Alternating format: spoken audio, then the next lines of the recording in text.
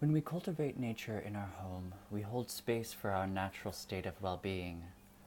Nature brings an awareness to time and space, the seasons of life, and letting go.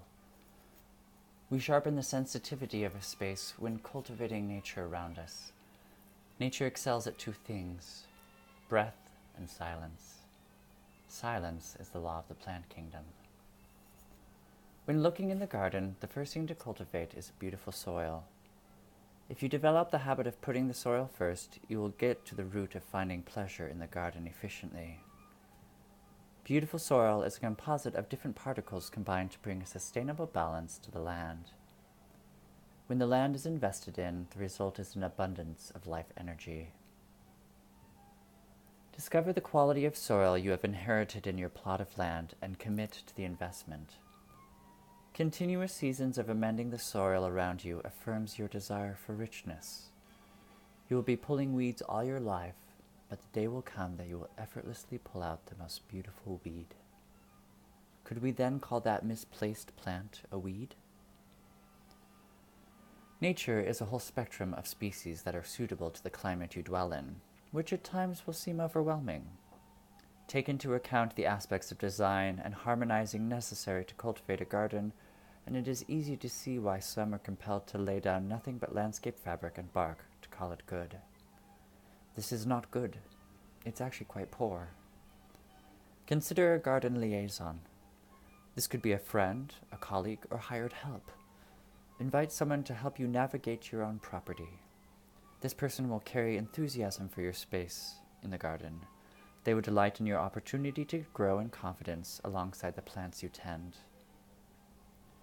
A way to bring nature closer, or anything for that matter, is to know its name.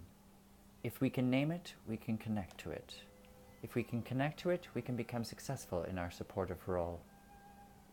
The Latin name will suffice, but if Latin seems daunting to remember, then by all means make up your own that seem to fit the plant's character and disposition. When there's a name attached, it makes it difficult to ignore for too long.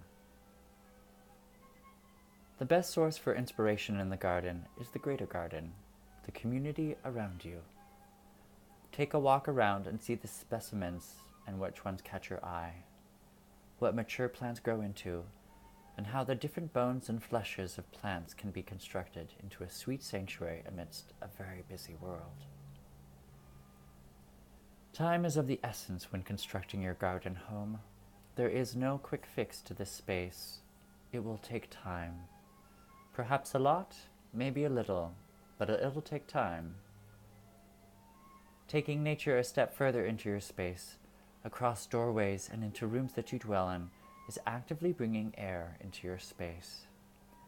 The body of your home all of a sudden has a pair of lungs to breathe. It's alive. The majority of plants that are cultivated for indoors come from a tropical climate, so a pseudo-jungle atmosphere should be strived for. Heat and moisture. Not hot by any means, but a consistent temperature across the board and access to consistent water. Indoor plants by nature are out of their element, even in the best of conditions. These are ideal species to give more personal names beyond their scientific ones, to encourage a bondship to the space that you are offering along with yourself. Be prepared to kill a few plants in life. It's good to be reminded of our capacity to destroy by means of neglect.